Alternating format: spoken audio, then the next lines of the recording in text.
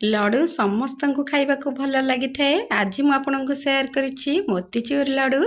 आशा करुछि आज रेसिपी आपन को भल लागिबो। आपन ई मीठा को देखि कि जानि पारुथिबे केते स्वादिष्ट बनिथिबो बा केते रसालिया हेछि।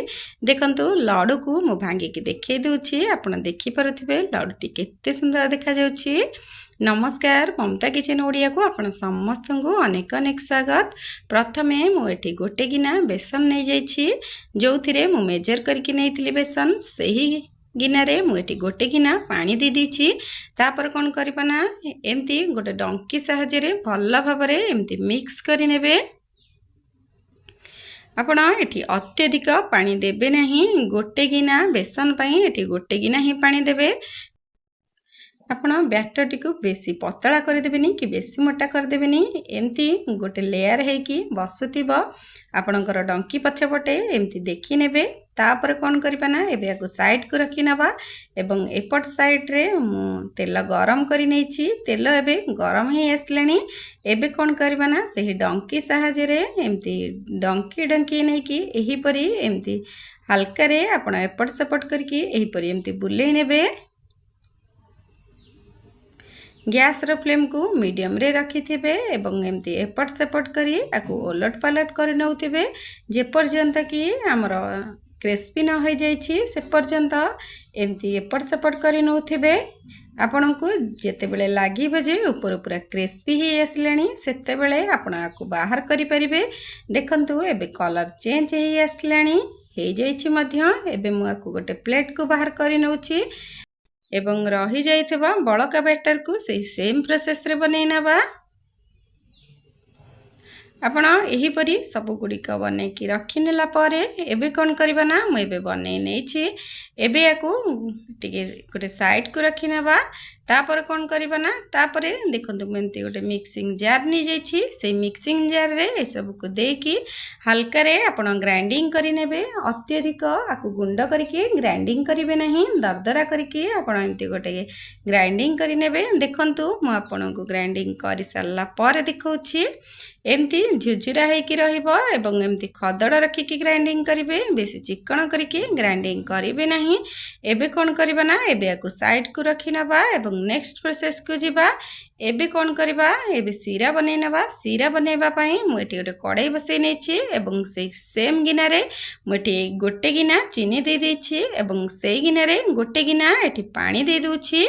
ए सब को देला परे एमती टिके एपट सेपट करि नेबे। तापरे एठी फ्रूट कलर दे दबा। एठी मु ऑरेंज कलर रो फ्रूट कलर दे देछि। फ्रूट कलर को देकी एही परी टिके एपट सेपट करि नेबे।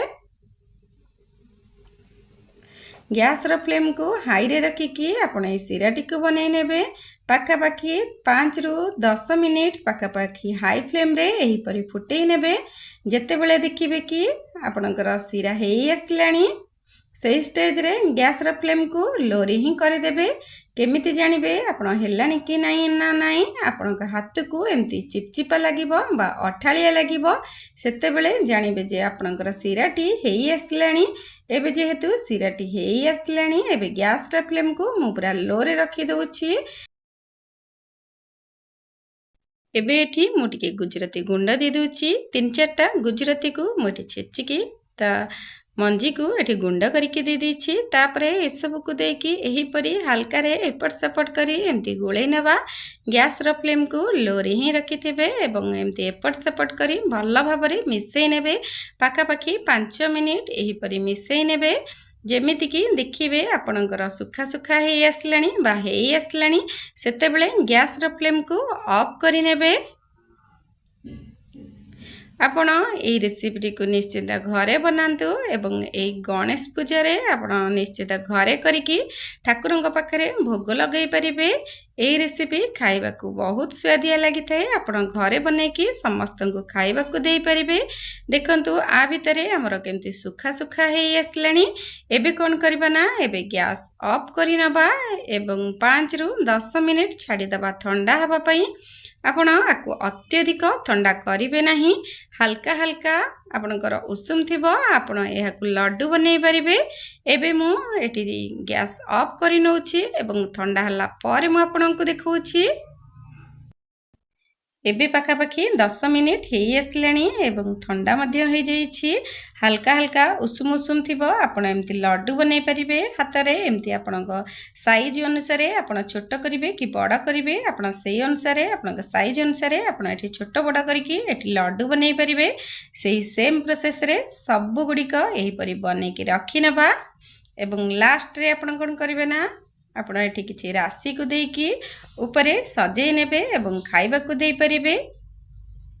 एबे आज रही लड्डू रेसिपी आपणकर प्रस्तुत हो जाइछि आपणको एई लड्डू रेसिपीटी केमती लागिला आशा करूछि आज रही रेसिपी आपणको भल लागिथिबो आपण को जदि मोर एई रेसिपी भल लागिछि तबे ममता किचन ओडिया को लाइक शेयर सब्सक्राइब निश्चिंत करिवे।